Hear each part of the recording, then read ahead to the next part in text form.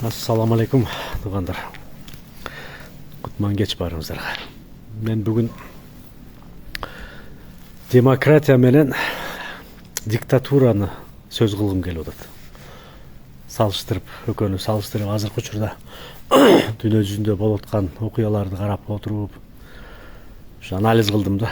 Анализ кылып отурдум да. Анан бул мага келип аткан фикир да. Оюмду айтып албасам уктабай чыгам да. Айтышым керек болот. Демократия менен диктатуранычы мен жана эмеге салыштырып атам да. Жанагы балдарын катуу кармаган ата менен балдарын бош кармаган ата менен салыштырдым да. Жанагы балдарын катуу кармаган ата бул диктатура экен да. Балдарын бош кармаган ата бул демократия экен. Ушу менен салыштырдым. Экөөнүн айырмасын аны кыргыз эли баарыңар билесиңер. Бош кармаган атанын балдары кандай балдар болуп чоңойот, катуу кармаган атанын балдары кандай болуп чоңойот, аны баарыңар билесиңер. Мен ушу менен салыштырып, азыр дүйнө жүзүндөгү салыштырып келдим да. Мынакей демократия деп какшанган өлкөлөрдү карап отурсаңар, балдары эң баш кутурган балдар сыяктуу көрүнөт да магачы. Каалаганын кылып чыгып алып, жанагынтип митинг кылышып, өрттөшүп, талкалашып, желектерди айрышып эле беспредел кылып атат да, мындай айткандачы. Демократияны жабынышыпчы, свобода депчи баягы тиги бу деп какшанып. Анан ошо диктатура деген өлкөлөрдү карап отурсам, диктатуралар наоборот тынч да өлкөлөрчү. Диктатура деген аталган өлкөлөр Түркменистан, Северный Корея деген сыяктуу өлкөлөр тыптынч.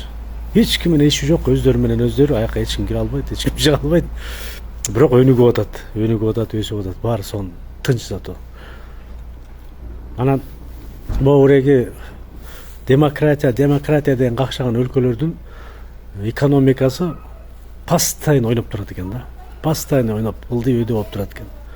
Ушундай болуп, скачок болуп турат экен да. Диктатура деген өлкөлөрдө экономикасы туруктуу болуп турат экен. Өнүгүү болуп турат экен.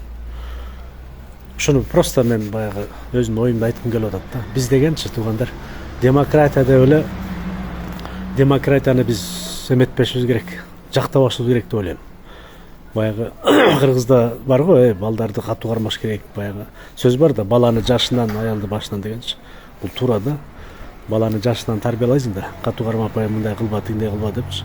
Ошондой сыяктуу. А демократия деген бул балдарына көңүл бурбаган, өзү менен өзү, акча менен акча болуп кеткен, башын акчага малып, дүйнөгө малып салган да. А балдар эмне болуп атканын иши жок. Анан ошо балдар чоңоюп, наркоман, алкаш болуп, хулиган болуп, бандит болуп чоңоюп калат да ошолорчу. Анткени тарбия көргөн эмес да. Ошондой эле сыяктуу өлкөлөр делечи. Мен ошондой деп чечим чыгарып койдум.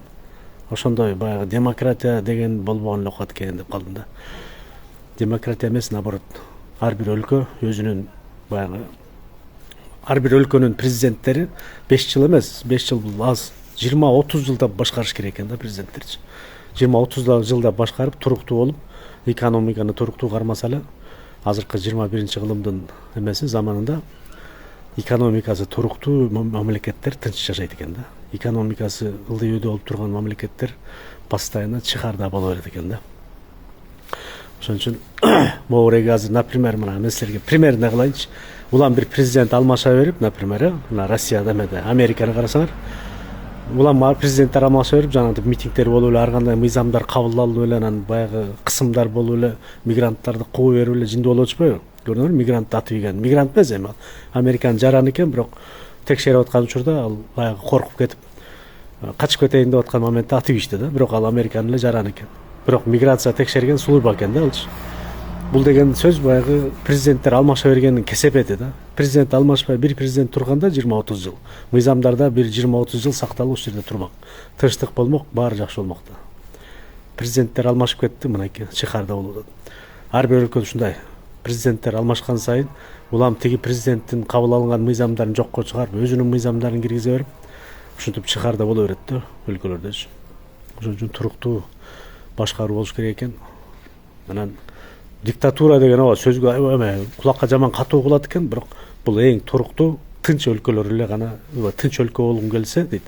Анда диктатура эле болгон турус экен деп калдым да менчи. Бул эми менин оюм жеке, баягы менин анализим да.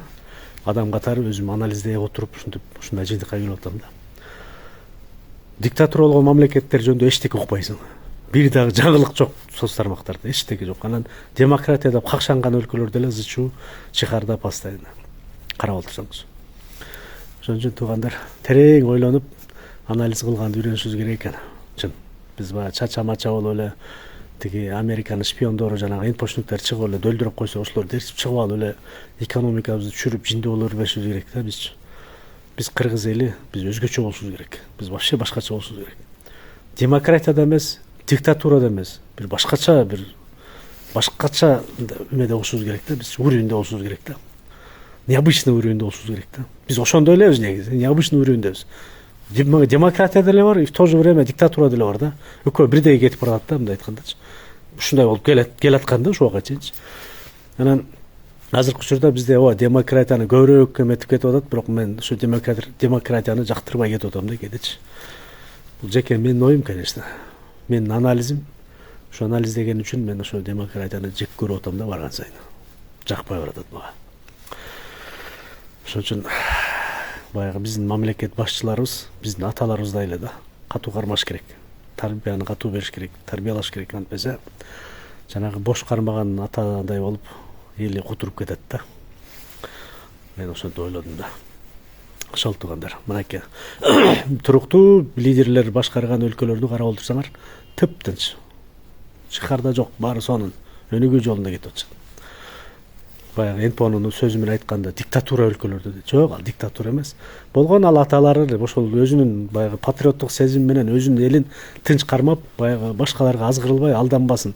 Тети кошунасы келип бирдеме деп сүйлөп койсо, ошого ишенип кетпесин деп бекем кармап тарбиялап отурганы бул дурус.